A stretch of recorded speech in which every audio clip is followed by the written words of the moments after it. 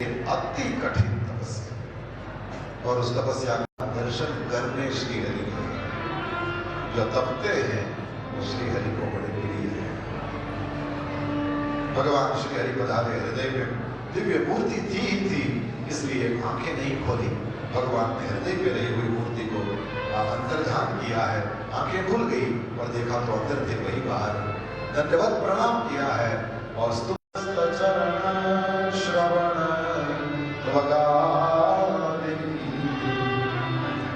प्राणान नमो भगवते पुरुषाय तुभ्यं। ध्रुव जी ने कहा, प्रभु आप सर्वशक्ति संपन्न हैं, आप ही मेरे अंतःकरण में प्रवेश कर अपने तेज से मेरी इस सोई हुई वाणी को सजीव करते हैं तथा हाथ, पैर, कान और त्वचा आदि अन्य इंद्रियों एवं प्राणों को भी चेतनता देते हैं। मैं आप अंतर्यामी प्रभु को प्रणाम करता हूं। भगवान आप एक ही हैं, परंतु अपनी अनंत गुणमयी माया शक्ति से इस महदादी संपूर्ण प्रपंच को रचकर अंतर्यामी रूप से उसमें प्रवेश कर जाते हैं और फिर इसके इंद्रियादि असत गुणों में उनके अधिष्ठात्र देवताओं के रूप में स्थित होकर अनेक रूप भासते हैं। ठीक वैसे ही जैसे तरह तरह की लकड़ियों में प्रकट हुई आग अपनी अपनी उपाधियों के अनुसार भिन्न भिन्न रूपों में भासती है, वास्तव में तो वह एक ही है। भगवान श्री हरि ने कहा, मुझे पता है तुम्हारे हृदय में क्या है, तुम उस सिंहासन पर बैठना चाहते हो। तुम्हें तो पिताजी की गोद में बैठना था, लेकिन हम इनको हटा देंगे और आपको बिठाएंगे, और वो भी 1-2 घंटे के लिए नहीं, 36,000 वर्ष तक राज्य करोगे और उसके बाद में फिर मेरे धाम में आओगे। तुम्हें लेने के लिए मेरा विमान आएगा और उस स्थान पर बैठोगे बेटा जिसकी परिक्रमा सप्तर्षि भी करते हैं। इतना छोटा बच्चा, ये नियम है, जो जिस मामले में छोटा है और वहां से भगवान की पूजा उपासना करता है तो भगवान पर भी भार आता है। जैसे कोई पैसे वाला सेठ है, वो 1 लाख रुपया भी ठाकुर जी की हुंडी में डाल देगा, ठाकुर जी को कोई वजन नहीं पड़ता, भार नहीं पड़ता। मैंने करोड़ दिया, इसमें से 1 लाख दिया, इसने कोई लंबा काम नहीं किया। लेकिन कोई गरीब हो, कोई मजदूरी करने वाला आदमी हो, उसके पास उतने पैसे नहीं, और वो यदि सोचे कि आज जन्माष्टमी है, कुछ बधाई देनी चाहिए और हम सबको बधाई बांटने के लिए मैंने बहुत दिन से संभाल के रखे हैं, मेरे पास ये 500 रुपये का नोट है, वैसे किसी को बता नहीं सकता, ये तो घर में आग लग जाए, लेकिन मैंने आज के दिन के लिए इसको संभाल के रखा है और मैं ये ठाकुर जी को भेंट करूंगा। और वो कितनी सिकुड़ी हुई वो 500 की नोट, और वो ले जाकर के ठाकुर जी को बधाई हो, बधाई हो। ठाकुर जी को उसका वजन पड़ता है। भगवान सोचते हैं जल्दी से जल्दी इस वजन को मैं कैसे हटाऊं, इसलिए 1 मुट्ठी चिवड़ा सुदामा था, उसके पास में थोड़ी था, मांग करके लाए थे, माइनस में था, बैलेंस 0 भी नहीं था, माइनस में गई है बात, और इसलिए ठाकुर जी से रहा नहीं गया। और देखिए क्या किया, जिस भी मामले में छोटा बच्चा है, ये 1 पैर पर खड़ा होकर के तब कर सकता है। और केवल 5 महीने की तपस्या नहीं देखना, ये देखना कि छोटा बच्चा 5-7 महीने तक खड़ा रहा। इस वजह से वो ध्रुव बन गया और उस स्थान पर बैठा है। सप्तर्षियों के तारे भी उसकी परिक्रमा करते हैं। नाथ द्वारे वाले ठाकुर जी तो ध्रुव जी को इतना पसंद करते हैं कि उनके एग्जैक्ट सामने एक और खिड़की है, उसको कहते ही ध्रुव बारी है। क्यों? बोले उसमें से वो ध्रुव जी के तारे का दर्शन होता है, तो भगत और भगवान एक दूसरे को देखते रहते हैं। अब बताइए कितने प्रिय हैं ध्रुव जी के। ये ध्रुव जी महाराज की कथा। फिर एक बार उत्तम ये तपस्या करके वापस आए, भगवान के द्वारा वरदान लेकर के। पिताजी ने बड़े प्रेम से स्वागत किया है, योग्य हो गया है, इसलिए गादी पर बैठा दिया। एक बार उत्तम का यक्षों के साथ युद्ध हुआ है, उत्तम को मार दिया यक्षों ने, तो ये ध्रुव जी लड़ने लगे। बाद में मनु महाराज ने आकर के समझाया है और कुबेर जी ने वरदान दिया। कुबेर जी ने कहा कि जो चाहिए मांग लो, तो ध्रुव जी ने कुबेर जी से भगवान की अखंड स्मृति मांगी है, क्योंकि कुबेर जी ने कहा मैं भगवान तो नहीं दे सकता, बाकी जो चाहो मांग लो। तो ध्रुव जी ने कुबेर जी से भगवान की अखंड स्मृति मांगी है। स्मार्ट श्रोता होगा तो समझ जाएगा, हर शिव मंदिर में और उस मंदिर में कुबेर जी उत्तर दिशा में हर जगह बैठे होते हैं। कुबेर जी उत्तर दिशा के अधिपति हैं, इसलिए रोज उत्तर दिशा में एक बार कह दो, तुमने जैसे ध्रुव को दिया था ना श्री हरि की अखंड स्मृति का वरदान, वैसे मुझे भी दो। तो रोज मांगोगे तो कभी ऐसे ही अरे यार ये रोज मांगता है, चल ऐसे कर देंगे, ऐसे भी कर दे तो भी काम बन जाएगा। तो परेशान करो कुबेर जी को, कुबेर जी श्री हरि की अखंड स्मृति दे सकते हैं, भागवत प्रमाण। थोड़ा नीचे वाला स्टेप जहां शायद हम चल सके, ये मुझे इसमें से मिला। स्वाध्याय करो, बहुत बड़ी कहानी है। उसके बाद तो ध्रुव जी ने दिव्य शासन किया है 36,000 वर्ष तक, और उसके बाद में बद्रीनाथ चले गए, और बद्रीनाथ में उन्होंने देखा तपस्या के बाद दिव्य विमान आया, उसमें हरिदासों लगाई जाती थी, और छोटे छोटे ये पक्षी आकर के वहीं पर अपना वो माता पिता की तस्वीर की उसके आधार पर, माता पिता की तस्वीर के आधार पर चिड़िया अपना घोंसला, पुराने जमाने में हमने देखा ऐसी थोड़ी टेढ़ी उस तरह से रखते थे, वो कील के साथ वो बंधा रहता था, और वो जो जगह रहती थी उसमें चिड़िया आकर के अपना घोंसला बनाती थी। देखा है किसी ने कि ये अपरिचित बात है? हम थोड़ा ऐसा करो, मुझे लगे मैं सोने नहीं दूंगा मेरी कथा में, थोड़ी थोड़ी देर में कुछ पूछूंगा, लोग सो जाते हैं। तो ऐसे करो तो क्या चिंता करनी है, आपको ऊपर देखना चाहिए। ये जो ऊपर दिव्य विमान जा रहा है उसमें आपकी माता जी बैठी हैं, आपसे भी पहले माता, मां तूने दिया है इसको, इसलिए मां को पहले देखा। सुनी थी माता की सदगति, ध्रुव जी की सदगति की बात। फिर तो काम प्रकरण है 11 अध्यायों में राजा के धर्म सिखाने के लिए पृथु भगवान कैसे पधारे, इसकी बात बताया है। और फिर मोक्ष प्रकरण में जीव और शिव दोनों साथ ही घूम रहे थे, लेकिन एक 9 दरवाजे वाला नगर देख लिया और उसके आकर्षण में फंस गया, और फिर कभी पुरुष बना, कभी स्त्री भी बना, और अंततो गत्वा फिर भगवान के साथ मिल गया। ये कथा बताया है चतुर्थ स्कंद में। पंचम स्कंद में परमहंसों की कथा है। अब यहाँ कोई परमहंस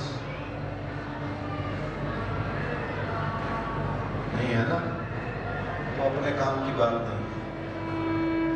सबसे पहले प्रियव्रत महाराज का चरित्र वहीं से प्रारंभ होता है। ये प्रियव्रत महाराज मनु महाराज के छोटे बेटे हैं, और तेजेश भाई इनको भी याद किया था रामचरितमानस में तुलसीदास जी ने।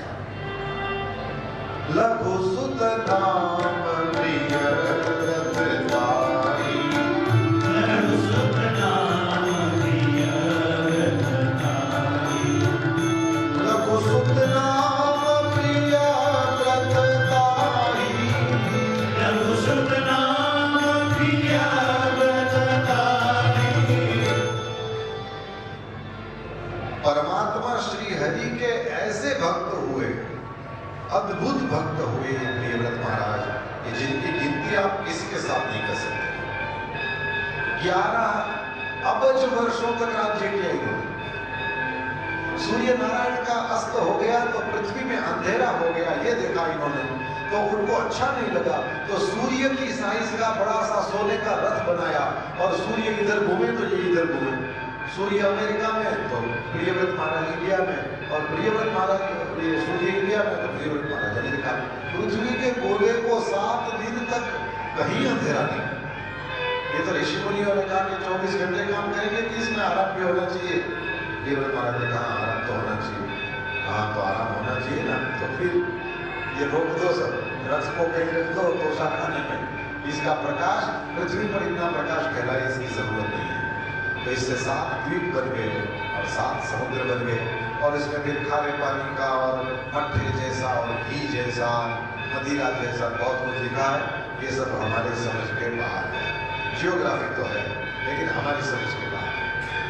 और ऊपर के लोगों का वर्णन और नीचे के ये सब अतल वितल सुतल ये सब पाताल है, उसका भी वर्णन है। अब कैसे है क्या है ये आज के समय में ये हमको दिखाई नहीं देता। और अलग अलग खंडों का भी वर्णन है। आरती हो रही है, थोड़ी देर भगवान का कीर्तन करो, और ये जब पूरा होगा तो फिर थोड़ा नरसिंह भगवान के जन्म तक तो जाना ही है, कैसे भी हो जाए। हरि शरणम हरि शरणम हरि शरणम हरि शरणम हरि शरणम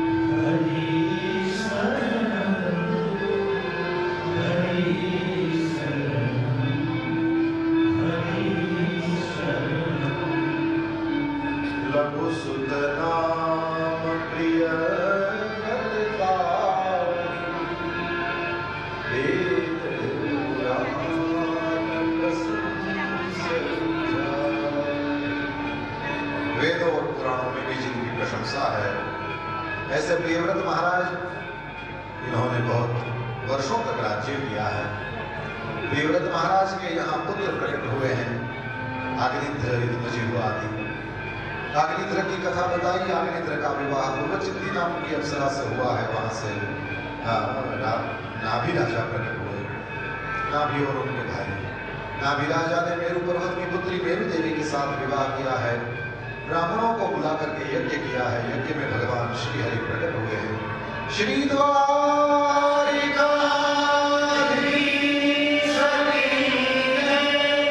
भगवान श्री हरि ने कहा कि मान लो क्या चाहिए, तब आपके जैसा पुत्र प्रकट हो, ऐसी हमारे राजा की इच्छा है। ये कहा।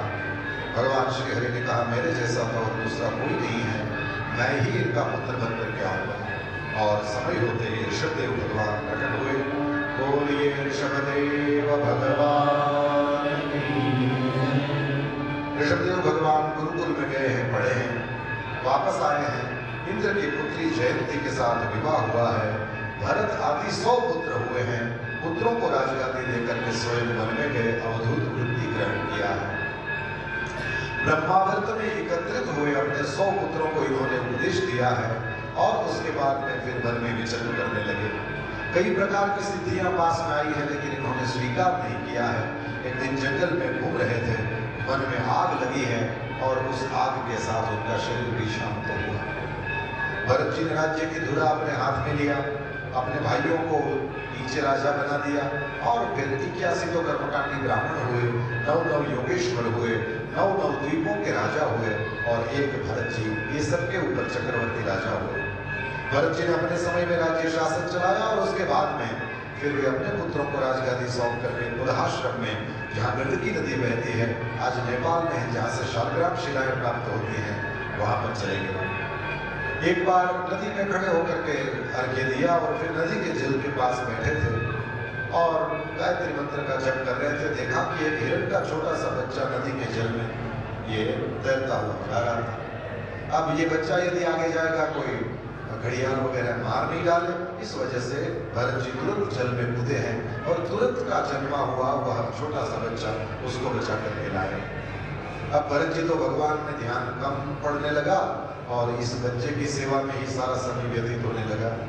अंत समय जब नजदीक आया तो सामने ही वो बच्चा बैठा था हिरण का, और उसको कोई शौक नहीं था कि भरत मर रहा है, लेकिन भरत को बहुत तकलीफ थी, मैं मर जाऊंगा तो इस बच्चे का क्या। सब भरत को तकलीफ होती है, मैं मर जाऊंगा फिर बच्चों का क्या। किसी भरत को चिंता करने की जरूरत नहीं है, कोई अनाथ नहीं है, सबका नाथ जगन्नाथ। अब भरत जी का दूसरा जन्म हिरण के रूप में हुआ, क्योंकि मरते समय हिरण में बुद्धि थी। वो हिरण वाला अवतार तो ऐसे ही पूरा हुआ कि तीसरे जन्म में ब्राह्मण देवता बने और किसी का संग नहीं करूंगा ये निश्चित किया मन में। और फिर भरत जी जो भी दुनिया में देखना पड़ा सब देखा। कुछ काम नहीं करते थे, घर में बड़े बड़े खाते थे, भाभीयों को अच्छा नहीं लगा, भाइयों को बोला खेत खलिहान में भेज दिया। रात में एक बार क्यारियों की रक्षा कर रहे थे और वहां पर भील राजा के सैनिक आए हैं और वे ले गए, अपनी विधि से स्नान आदि कराया है और भद्रकाली के पास जब ले गए और उस मूर्ति के सामने भरत जी की बलि देना चाहते थे, जैसे ही खड्ग उठाया है भद्रकाली की मूर्ति फट गई और उसमें से साक्षात मां प्रकट हुई है। और माता ने भगवान के भगत को हम अपने सामने कैसे कट जाने दे। और यदि किसी अच्छे आदमी पर, जो भला आदमी है, भगवान का भगत है, भोला है, उसको कभी परेशान नहीं करना। यदि उसका सिर काटने की कोई सोचेगा तो वो भद्रकाली उसी का सिर काट देगी जो इसका सिर काटने की सोचेगी। श्रीमद् भागवत में ऐसे कई प्रमाण मिलते हैं आपको और उसको आप देख सकेंगे। जो भला आदमी है, जो भोला आदमी है, उस भले भोले के साथ कभी कुछ नहीं करना, नहीं तो उसके साथ भगवान का सुदर्शन चक्र रहता है, दुर्वासा ऋषि को भागना बुलाता है। कभी भी किसी अच्छे व्यक्ति, बुरा है उसके साथ कभी वो थोड़ा हो गया तो ठीक है, उसमें भी वो भी जहां तक हो सके कोशिश करना चाहिए कि वो भी नहीं होए। और यदि कभी व्यवहार के धरातल पर देखें तो कभी ये हो सके तो वो बात अलग है, लेकिन कभी कोई जो भगवान का भगत है उसके साथ नहीं। जो अपराध भगत कर करई, राम रोष पावक सोझई। राम के रोष रूपी पावक पे वो जल मरते हैं। जो भगत का अपराध, भगवान अपना अपराध सह सकते हैं। विद्युत जी महाराज ने कहा है, प्रबल प्रेम के पाले बढ़कर प्रभु को नियम बदलते देखा, अपना मान गले गल जाए, भगत का मान न टलते देखा। परमात्मा श्री हरि अपने भक्तों का मान स्वयं रक्षा करते हैं। भरत जी तो मां की कृपा का विचार करते हुए आगे बढ़े। राजा रघुगण मिला है, उसके साथ सत्संग हुआ है और जैसे भरत हिरण के संग से हिरण हुए, वैसे वो हिरण का बच्चा भरत के साथ संग किया तो वो राजा रघुगण बना, उसका भी उद्धार हुआ है। फिर भूगोल खगोल की चर्चा है इसमें। अब परीक्षित राजा को अभी सांप आएगा, डसेगा, और सुखदेव जी महाराज यहाँ जियोग्राफी समझाते हैं। थोड़ा विचित्र सा लगता है, लेकिन वो इसलिए किया है कि इसमें से एक सिद्धांत निकल करके बाहर आता है। और वो सिद्धांत ये है कि भगवान सर्वत्र हैं और भगवान सर्वदा है। सर्वत्र है इसलिए यहाँ भी है जहाँ आप बैठे हो, और सर्वदा है यानी अभी भी है। परमात्मा सर्वत्र सर्वदा है। अंतिम अध्याय में नरकों का वर्णन किया है। ऐसा वर्णन है महाराज, सुनते ही कांप जाए आदमी, क्योंकि इसमें तो हम लोग कथाकार लोग ये नहीं बोलते कि किस पाप के कारण किस नरक में जाना पड़े, लेकिन व्यास जी ने, सुखदेव जी ने ये कोई मर्यादा नहीं, उन्होंने तो क्लियरली वो सारा चार्ट बना के जैसे देते वैसे किया है कि ये पाप किया होगा तो इधर आपकी खातिरदारी करने के लिए बदलाया जाएगा। स्पष्ट लिखा है इस नरक में कैसा स्वागत करते हैं, क्या क्या फैसिलिटीज हैं और क्या क्या हिसाब, पूजा कैसे करते हैं, सब लिखा। हाँ, अब ऐसा वर्णन की सुनते ही त्रास हुए तो परीक्षित महाराज को भी त्रास हुआ। तो सुखदेव जी महाराज से कहा कि महाराज पाप भी हो गए हो और नरक में भी नहीं जाना हो तो कोई रास्ता है। ये सरकारी ऑफिसों में जाकर के आप कहते हैं ना कि वो ये तो ठीक है, ये नहीं हो सकता, लेकिन कुछ महाराज कुछ, और वो भी ऐसे ही होते हैं, yes, yes, when there is will, there is way।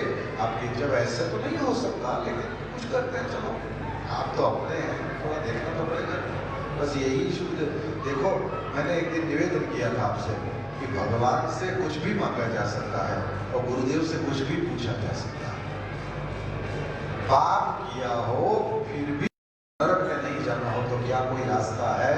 अब हम भी नहीं पूछेंगे जी। परीक्षित में बिल्कुल ट्रांसपेरेंट आदमी बहुत क्लियरली पूछ लिया, महाराज पाप भी हो गए हो। अब अच्छा ये बताओ, ये सवाल परीक्षित का है कि अब समझ में आया ये आउट ऑफ डेट क्यों नहीं हो रहा है?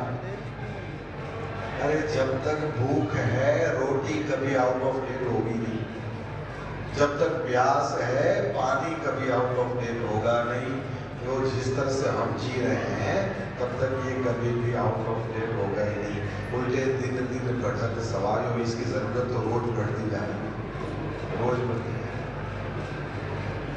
परीक्षित महाराज ने प्रश्न पूछा कि पाप हो गए हो और नरक में नहीं जाना हो तो कोई रास्ता है? सुखदेव जी महाराज ने कहा बिल्कुल है। बोले जल्दी कहें महाराज, आप वैसे ही 7 बज रहा कह दे अच्छा रहेगा।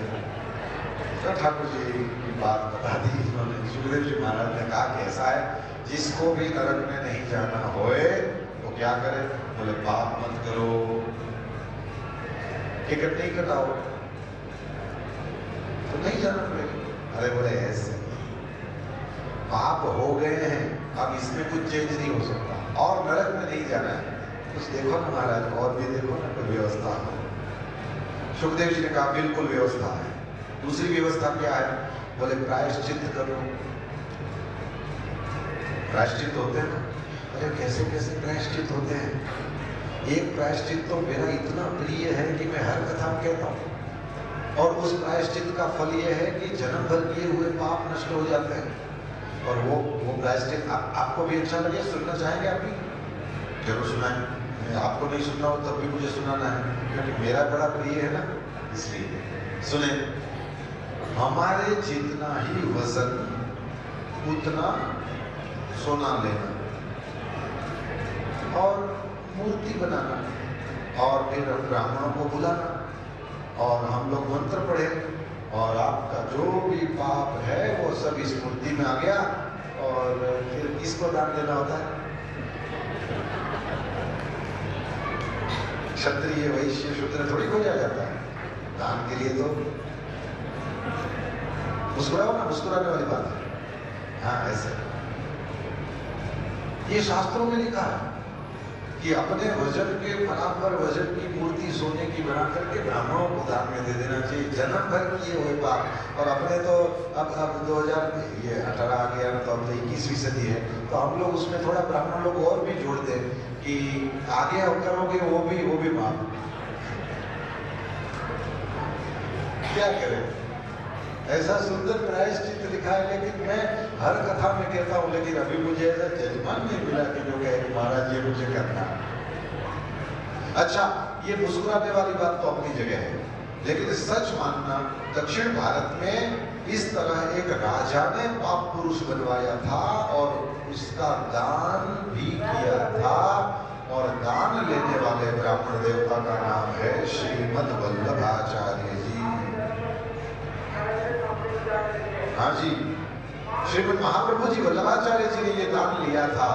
और क्यों? देखिए ध्यान रखना, ब्राह्मण देवता को जब आप कुछ भी दान करते हो तो ब्राह्मण देवता को समझना चाहिए वो जजमान से दान नहीं ले रहा है, उसके साथ में उसका पाप भी आ रहा है। गायत्री नहीं जपे और ऐसे ही लेवता बना रहे, देवता होते हैं वैसे लेवता भी तो होते हैं, ये नया शब्द है। तो दे नहीं कभी कुछ हो, वो लेवता ही बना रहे, तो समझ लेना इसको, इसकी जो ये बैलेंस है ना, रोज सवेरे शाम को ये गायत्री जप करता है वो जजमान ले जाता है।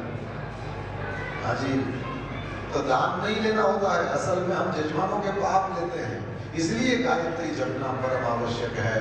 और कई पुराणों में लिखा है कि उस ब्राह्मण देवता को तो भगवान भी वंदन करते हैं जो कभी किसी का दान नहीं लेता। अब ये बात सोचे, श्री वल्लभाचार्य जी ने दान लिया था, ये इन बातों की मेरे जैसे सामान्य मगध जगत को पता है तो उनको नहीं होगा, फिर भी क्यों लिया? बोले इसलिए लिया कि उनको एक तो अपनी गायत्री पे भरोसा था कि ऐसे कई राजे यहाँ पर मूर्तियाँ खड़ी करते हैं, मैं सारा दान ले लूंगा तब भी मेरी गायत्री को कुछ होना नहीं है। एक दूसरा, उनको पता है कि ये देना चाहता है तो किसी को तो लेना चाहिए, कोई लेगा तो इसका संकल्प पूरा होगा। और दान लेना यह भी ब्राह्मण का फर्ज है, ये हक नहीं है, ये अधिकार नहीं है, ये फर्ज है। अब मेरे मन में कुछ बातें आ रही है, लेकिन मैं इनको रोकूं और आपको वल्लभाचार्य जी की बात बताऊं। फर्ज है, इस वजह से उन्होंने लिया। और उसके बाद में क्या किया, सभी ब्राह्मणों को बुला करके कहा, देखिए इसका दान मैंने ले लिया है तो ये मेरा है, अब मैं चाहता हूँ इसके टुकड़े कराए जाए और आप सब ब्राह्मणों में मैं एक एक टुकड़ा बांट दूँ। अरे जेब ही कहाँ थी, श्री वल्लभाचार्य जी का चित्र किसने नहीं देखा, एक धोती और एक ऊपर ना ओढ़ करके मेरे देश का आचार्य ये पूरे भारत की 3 बार परिक्रमा करता हुआ घूम रहा था।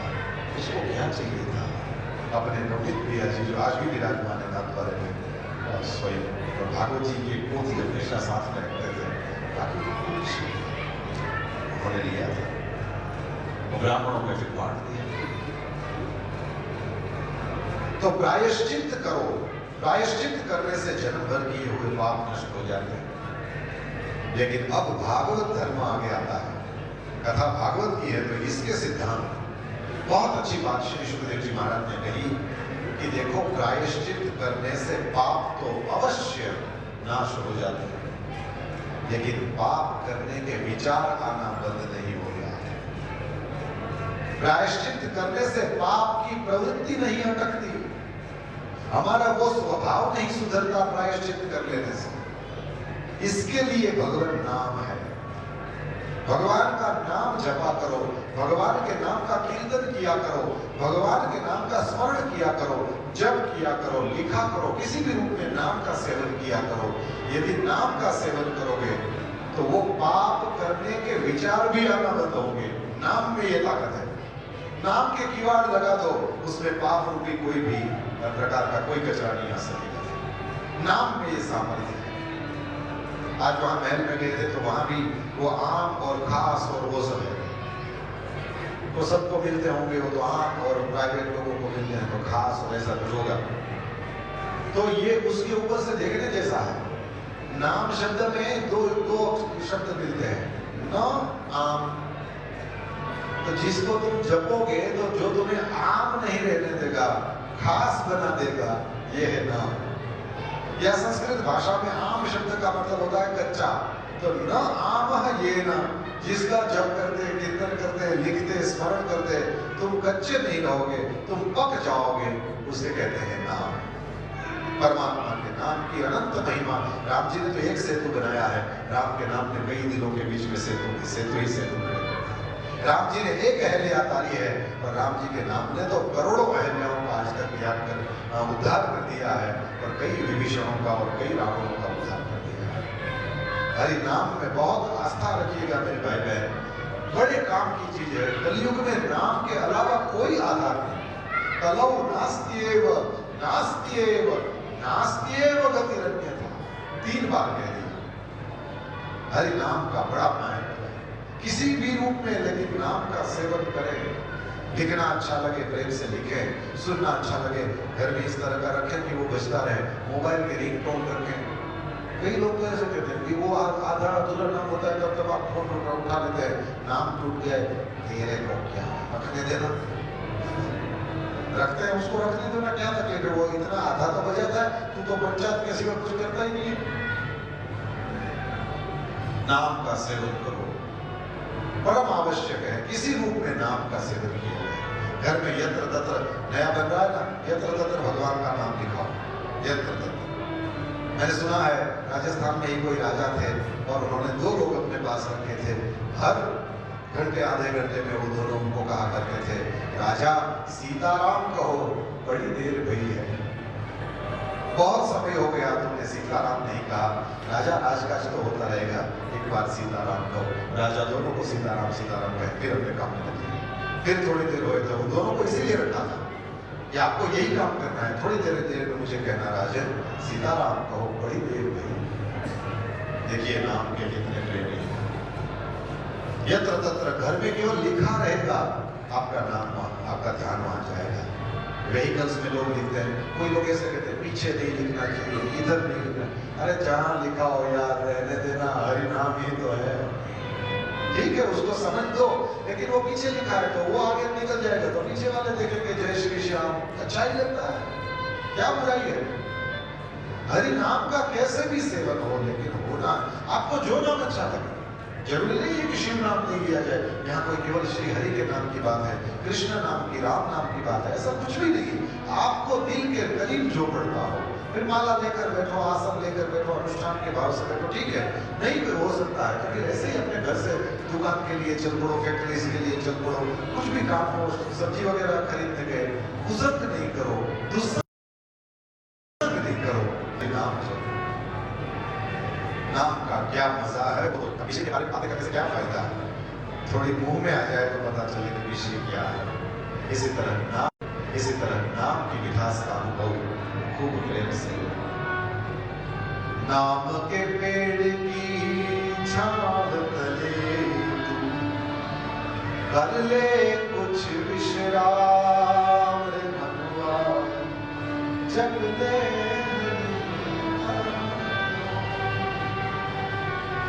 जप ले हरि का नाम रे मनवा, जप ले नाम तो वो धन है जो निर्धन को धन नहीं ले जा पाएगा। और हरि नाम आधा भी लिया होगा तो यहाँ नहीं रहेगा, पूरा का पूरा साथ में आएगा। कमाना उसको ज्यादा माल ले जाना होता है, ऐसा होता है नहीं। अरे पहने हुए आभूषण भी उतार लेते हैं,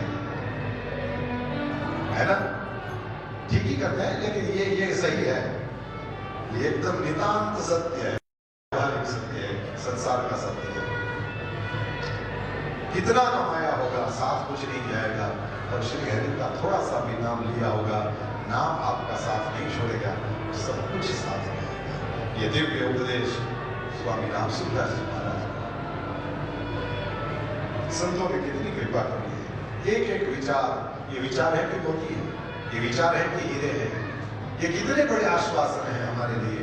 और संतों का देखिए कितना बड़ा उपकार है, नाम का खूब सेवन। फिर 14 अध्याय में रूप प्रकरण बताया गया, दक्ष का जन्म हुआ है। यह दूसरा जन्म है दक्ष का, लेकिन दक्ष वही का वही है। अगमर्षण तीर्थ में जाकर के उसने तपस्या किया है, भगवान श्री हरि ने कृपा करके उसको वरदान दिया है, तुम्हारे वंश से जगत भर जाएगा। 10,000 पुत्र उत्पन्न किए श्री नारद जी ने, सबको साधु बना दिया। फिर 1,000 पुत्र और उत्पन्न किए श्री नारद जी ने, उन सबको साधु बना दिया। फिर नारद जी को दक्ष ने श्राप दे दिया, एक जगह खड़े नहीं रह सकोगे।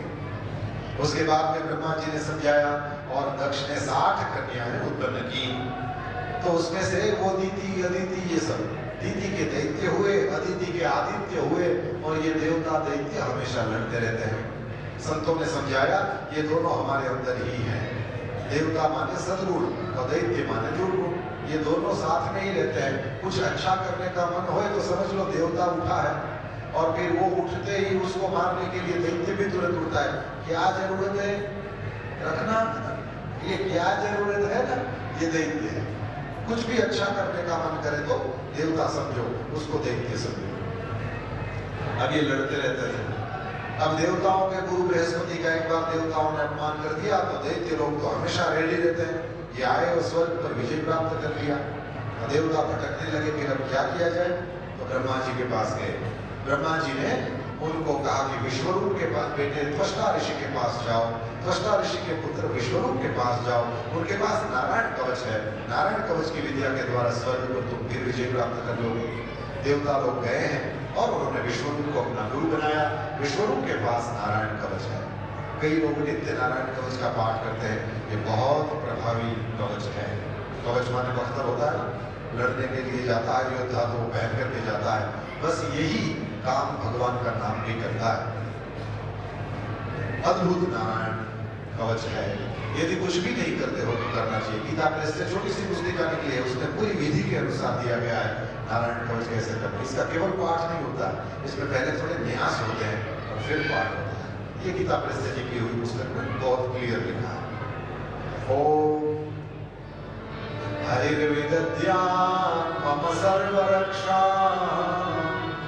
न्यस्तांघ्रिपद्मः फलगेन्द्र पृष्ठे तराचर्मासि गदेषु चाप पाषाणदधानो शरवणो शरवाहु करे, इस भाव से यह नारायण कवच दिया गया। फिर तो इंद्र महाराज ने इसके सहारे स्वर्ग के ऊपर अधिकार वापस अपना कर लिया। एक बार विश्वरूप यज्ञ कर रहे थे तो इंद्र महाराज का ध्यान गया, इनके चाचा और बुआ और ये सब तो देवता थे, लेकिन इनके मामा मौसी ये सब दैत्य लोग थे, परिवारों में इस तरह से था संबंध। तो ये उन लोगों के नाम से विश्वास करें, इंद्र महाराज देख नहीं पाए तो इस गुरु जी की हत्या कर दी।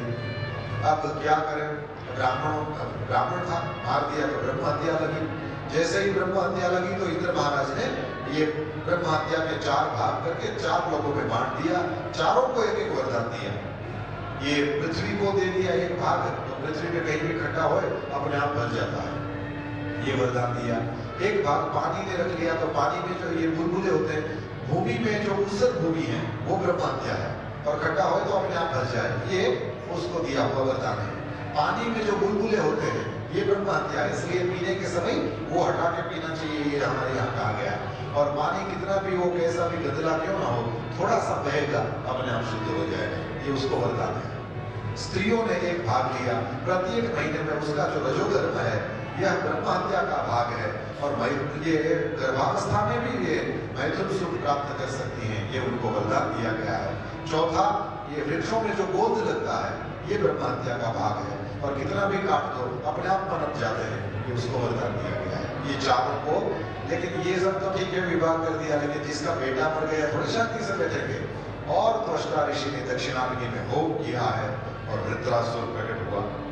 देवता लोग सामने ऐसे ही लड़ने गए उसके सामने से, लेकिन वो कहाँ वृत्रासुर की शक्ति साक्षात पाप का रूप था, देवता लोगों की शक्ति कम पड़ गई, वृत्रासुर के सामने वे विजयी नहीं हो सके। तो तुरंत भगवान श्री हरि के पास में गए। अब ब्रह्मा जी के पास में नहीं गए, क्यों? ब्रह्मा जी ने ही दिखाया था विश्वरूप, उसको तो मार दिया, इसलिए तो वृत्रासुर। अब ब्रह्मा जी के पास जा सकते हैं, इसलिए अब श्री हरि के पास में गए। ये देवता लोग भगवान के पास जाते हैं, लेकिन है वैसे गड़बड़ वाले। और ये अधूरापन ही हमको आश्वासन है कि ये अधूरों को भी ठाकुर जी काम देते हैं, तो फिर हमने क्यों चिंता करें, चलो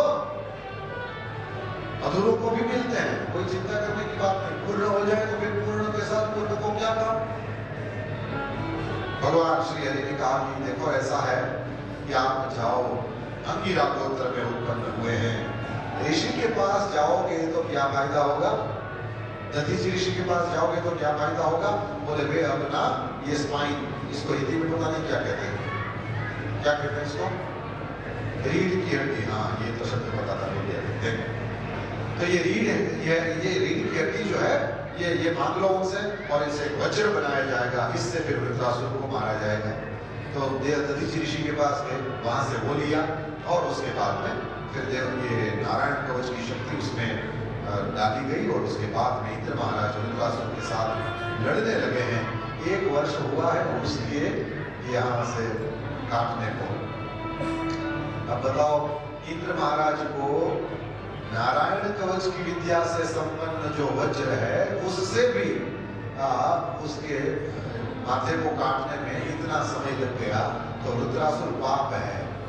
अब हम भी नारायण कवच लेकर के शुरू करें तो भी हमको कितना टाइम लगेगा, क्योंकि पाप इतना ज्यादा प्रबल है भैया। आप इस चीज को अनुभव में है, लेकिन मैं केवल बोल दूं, ये कभी नहीं मानना कि मंदिर में बैठे हैं तो मन में पाप नहीं आता है, हाथ में माला है तो मन में पाप नहीं आता है, ऐसी कोई गारंटी नहीं है। रुद्रासुर पाप का प्रतीक है, ये कहीं भी मन में घुस नहीं जा पाता है। भगवान की शरण ग्रहण करेंगे, उनके पापों का भगवान विनाश करेंगे। फिर तो वृत्रासुर की उसके मस्तक को काट डाला, तो फिर वृत्रासुर से दिव्य ज्योति प्रकट हुई है, और वो भगवान श्री हरि में मिल गई। परीक्षित ने पूछा, महाराज असुरों की भी ज्योतियां इस तरह से मिल जाती है? बोले हाँ, ये तो पूर्व जन्म का भगत था। कैसे? बोले चित्रकेतु नाम का राजा था, 1 करोड़ रानियां थी इसको, लेकिन एक में भी बेटा नहीं। ये क्या है मालूम? ये जैसे ये सब देखे तो पीछे बैठे बैठे ऐसे सोचता है, अपने भी ठाकुर जी कृपा करो तो चाहते हैं ये सब करे हो। ये एक रानी है, फिर वहां ठाकुर जी के सुंदर किसी ने नए वस्त्र धराए हों, सुंदर पुष्पों की माला, कभी भगवान अवसर दे तो मैं भी ये करूँगा, मैं भी ये करूँगा, मैं वो करूँगा, ये करूँगा। रानियां करोड़, बच्चा एक में भी नहीं। समझ में आ गया ना? हाँ, यही है और चित्रकेतु विचित्र बातें सोचने वाला आदमी, बहुत कुछ सोचता है। करोड़ रानियां, नहीं तो करोड़ रानी हो सकती है। आपके 3 जयपुर से भी ज्यादा हो जाए, 30 लाख है ना इधर, बस यहाँ का पॉपुलेशन 30 लाख है, मैंने पढ़ा था इतना ही है ना। जब वैसे में बात कर रहे तब तक तो थोड़ा बढ़ गया होगा, 30 लाख से कुछ अधिक है। तो सोचो 3 जयपुर से ज्यादा हो जाए, इतनी रानियां। तो शास्त्रों में ये जो बातें आती हैं उसका गुरुजन अर्थ समझाते हैं कि ये क्या है। और एक एक चित्रकेतु हो सकता है, वो कोई भरोसा नहीं कौन इसमें से चित्रकेतु है।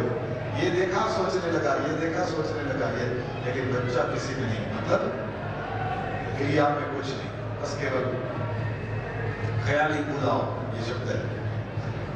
वो उससे थोड़ा पेट भरेगा। एक दिन अंगिरा ऋषि पधारे, उनसे पुत्र मांगा है, जबरदस्ती मांगा। अंगिरा ऋषि ने कहा कि ये सब छोड़, इसमें कहाँ पड़ता है? नहीं, मुझे तो चाहिए। ठीक है, हर्ष भी देगा बच्चा और वो तुम्हें ऐसा बेटा होगा जो शोक भी देगा।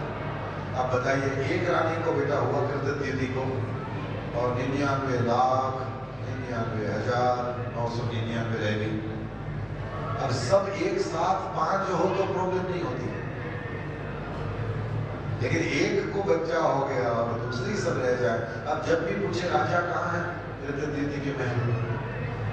कचहरी वहीं शिफ्ट हो गई थी, क्योंकि वो छोटा बच्चा, आपने देखा होगा घर में जब छोटा बच्चा आ जाता है तो देखना झगड़े कम हो जाते हैं। क्योंकि टाइम नहीं रहता, सबका ध्यान वही है। देखना, बच्चे को हम नहीं संभालते, एक छोटा बच्चा पूरे घर को संभाल लेता है। ये सत्य है। ये नहीं कभी सोचना कि हम बच्चे हमको संभालेंगे। अब जब देखो राजा उधर, तो वो सारी रानियां बड़ी क्रुद्ध हुई और उन्होंने बच्चे को विष लेकर के मार डाला। अब तो राजा रानी दोनों शोक में थे। तभी अंगिरा ऋषि और नारद जी पधारे और इन्होंने कहा कि राजा, हमने आपसे कहा था इसमें नहीं पढ़ना चाहिए। खैर, अब इससे बाहर आ जाओ। नारद ऋषि ने कहा कि 1 मिनट राजा, तुम अपना बच्चा, भिन्नता तो है ही नहीं। और भवानी माता को शिव जी की गोद में देख करके वो अनाप शनाप बकने लगा। यदि अपनी पत्नी के साथ ये व्यवहार करे तो एकांत में करते हैं, अयम महाव्रत धरो सदसी विव्रति स्त्रियम। सभा में बैठे हैं बड़े बड़े महान लोग, यहाँ सामने ब्रह्मज्ञ बैठे हैं और उसके सामने अपनी स्त्री को निकलता है, तो मेरा ये होने वाला होगा। इसलिए आपने कहा मैं आपको प्रणाम करता हूँ, शाप मोक्ष के लिए नहीं, लेकिन आप प्रसन्न हो जाओ इसके लिए। तो माता प्रसन्न हो गई और यही चित्रकेतु के लिए यहाँ वृत्रासुर बना और वृत्रासुर का इंद्र महाराज के हाथों उद्धार हुआ। अब इंद्र ने मेरे बेटे को मार दिया है तो मैं इंद्र को मारे ऐसा बेटा चाहती हूँ, ये मन में मंशा लेकर के दीति माता ने कश्यप जी से 1 वर्ष का व्रत लिया, उत्सव नाम का व्रत, और पहले से ही कह दिया ठीक से करोगी तो इंद्र को मारे ऐसा बेटा होगा, नहीं तो फिर इंद्र का भाई आएगा। माता व्रत को ठीक से कर नहीं पाई, एक के पहले 49 बेटे हुए। दीदी माता ने कहा कि ये कैसे हो गया, सप्त सप्ताह भवन कथम। तो इंद्र महाराज ने कहा कि माँ, जैसे तुम मुझे मारने के लिए व्रत कर रही थी ना, तब से मैं छोटा अनाथ बच्चा उसका रूप लेकर के मैं तुम्हारे पास आ गया। और एक देखो, आज शाम का समय है, तुम्हारे बाल खुले हैं, तुम्हारा मुंह झूठा है और तुम सो गई हो, तो मैं तुम्हारे पेट में घुस गया और गर्भ के मैंने 7 टुकड़े किए, लेकिन मरा नहीं। 7 के 7 टुकड़े किए फिर भी नहीं मरा। तुमने जो भगवान का नाम लिया है और व्रत किया है और भगवान का पूजन किया है, इसका प्रभाव है कि ये मरा नहीं। अब मुझे शाप मत देना, मैं इन सबको मेरे भाई, ये तो दीदी का बेटा दैत्य, लेकिन इंद्र महाराज ने सबको देवता बना लिया और स्वर्ग में ले गए। ये सुंदरकांड का पाठ करते हैं उनको पता है, जब हनुमान जी ने लंका जलाई तो लिखा जिसको जाना है वो तो आज के लिए ही कहेंगे ना, ठीक है चलो सुना दें। किसी को भी ऐसा हो रहा है कि इतने घंटे से बोल रहा है, इसको कोई पानी तो दो, किसी को नहीं। जयपुर वाले कठोर है सब, सच में ऐसा नहीं है, हमको तो आदत होती है। और ये सच में साउंड भी इतना बढ़िया है कि श्रम नहीं हो रहा, सच में ये स्वीकार। नहीं तो लास्ट दिन आशीर्वाद देते हैं, आपको आज तीसरे दिन ही आशीर्वाद मिलता है, याद रखते हैं। अच्छा, ये उती लीला है, इसमें राजा ने प्रश्न पूछा है कि महाराज भगवान श्री हरि बार बार पधारते हैं और बार बार ये दैत्यों को मारे, देवताओं को बचाने, ये क्यों करते हैं? तो फिर कहा सुखदेव जी महाराज ने कि मेरा राम ऐसा नहीं है, ये राम किसी को मारते नहीं, राम किसी को मारे नहीं, ऐसो नहीं मेरो राम, राम किसी को मारे नहीं, ऐसो नहीं मेरो राम, राम किसी को मारे नहीं, ऐसो नहीं मेरो राम, राम किसी को मारे नहीं, ऐसो नहीं मेरो राम, अपने आप मर जाते हैं, अपने आप मर जाते हैं, करके बुरे काम रे, करके बुरे काम, अपने आप मर जाते हैं, करके बुरे काम रे, करके बुरे काम। राम किसी को मारे नहीं, ऐसो नहीं मेरो राम, अपने आप मर जाते हैं करके। रावण को राम जी ने नहीं, उसके कर्मों ने ही मारा। जैसे गीता जी ने कहा है अर्जुन जी को कि ये मरे ही हुए हैं, तुम तो केवल बहाना हो, निमित्त मात्र भव सम्यसाचिन, बस वही बात। भगवान जब चाहे सत्वगुण को बढ़ा देते हैं, जब देवताओं की विजय चाहे और असुरों की विजय चाहे तो रजोगुण को बढ़ाते हैं, दैत्यों की विजय चाहे तो तमोगुण को बढ़ा देते हैं। भगवान खेलते हैं, ये लीला मात्र है। और दूसरा समाधान ये है कि जिसको मारते हुए से दिखते हैं उसको भी असल में तारते हैं, और जिसको बचाते हुए से दिखते हैं असल में उसको भी। हिरण्यकशिपु को मारा तो मारा कि तारा, और प्रहलाद जी को बचाया, असल में तो तारा। शिशुपाल का उद्धार किया भगवान श्री हरि ने चक्र छोड़ के, और जिससे आपकी अनबन हो, आपको वो ज्यादा याद आता है। तो शिशुपाल एक क्षण के लिए भी नहीं भूलता था। अब देखो किसी भाव से, लेकिन भगवान को याद करता था। कंस डरते हुए याद करता था, लेकिन भगवान को याद करता था। ये द्वेष के मारे याद करता था, लेकिन भगवान को याद करता था। वही बात है, अंधेरे में गुड़ खाओगे, उजाले में खाओ, मिठाई का। अब कोई तो कांटा ऐसा होता है घड़ी का कि वो एकदम स्लो चलता है, 1 घंटे में 1 आंकड़ा। कोई होता है वो हर 5 मिनट में आंकड़े बदलते रहता है, तो कोई होता है 1 मिनट में पूरा चक्कर काट देता है। लेकिन सेंटर के साथ जुड़ा हो तो गति उसकी कोई भी हो, उसको घड़ी कहते हैं, और नहीं हो तो उसको फेंक देना पड़ता है। तो किसी की गति वो वाली होती है, वो भी लोग होते हैं। और कोई वो हर 5 मिनट में आंकड़ा बदलने वाला, वो भी होता है, 1 चक्कर मारता है 1 घंटे में, वो 60 मार देता है, और उसको 1 चक्कर काटने के लिए 12 घंटे चाहिए। तो सबके स्वभाव चाहे जैसे हो, लेकिन सेंटर उन सबका श्री कृष्ण हो, तो फिर उसके उद्धार में कोई शंका नहीं। शिशुपाल कैसे भी वो भगवान को गालियां सुना रहा था, लेकिन इस वाक्य को बोलो, शिशुपाल भगवान को गालियां सुना रहा था, तो उसमें भगवान को ही आ जाता। कंस भगवान से डरता था, इसमें भगवान से ही आ जाता। भगवान है बीच में, तो परमात्मा श्री हरि जहां है वहां फिर किसी प्रकार की चिंता नहीं। हिरण्यकशिपु को मारते हैं, असल में तारते हैं। क्या घटना घटी? प्रहलाद को बचाते हैं, तारते हैं असल में। ये क्या बात हुई जब ये युधिष्ठिर ने पूछा कि पिता यदि पुत्र को कभी डांटे फटकारे तो भी थोड़ा बहुत होता है, कोई मार डालने की थोड़ी कोशिश करता है कोई पिता।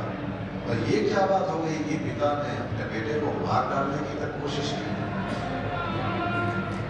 कथा सुनाते हुए कहते हैं, वराह भगवान ने हिरण्याक्ष का उद्धार किया है, और उसके बाद में हिरण्यकशिपु अपने सब सगे संबंधियों को साथ लेकर के समझाया है कि अभी सब शांत हो जाओ, मैं तपस्या करके वरदान लेकर के वापस आऊंगा, उसके बाद हम अपना काम शुरू करेंगे।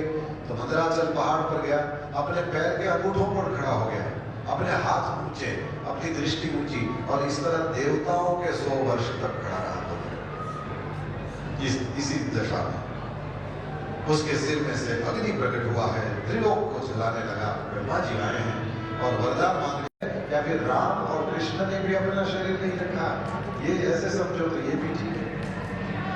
शरीर के प्रति हमारे यहाँ अत्यंत ममता नहीं, और दैत्यों में यही बड़ा दुर्गुण है, इसलिए हमारे सनातन धर्म में ये दैत्य लोग हमारे आदर्श नहीं है। वरदान मांग लिया, फिर ब्रह्मा जी ने कहा मरना तो मुझे भी पड़ता है, आप ब्रह्म भुवना लोका पुनरावर्तिनो अर्जुन, मरना मुझे भी पड़ता है तो तुमको भी पड़ेगा। कंडीशंस डाल दो जो डाली है। तो वो लिखने लगा, अंदर ना मरूं, बाहर ना मरूं, ऊपर ना मरूं, खौफ नहीं रहता, वो केवल एक काम करता है और वो है पाप।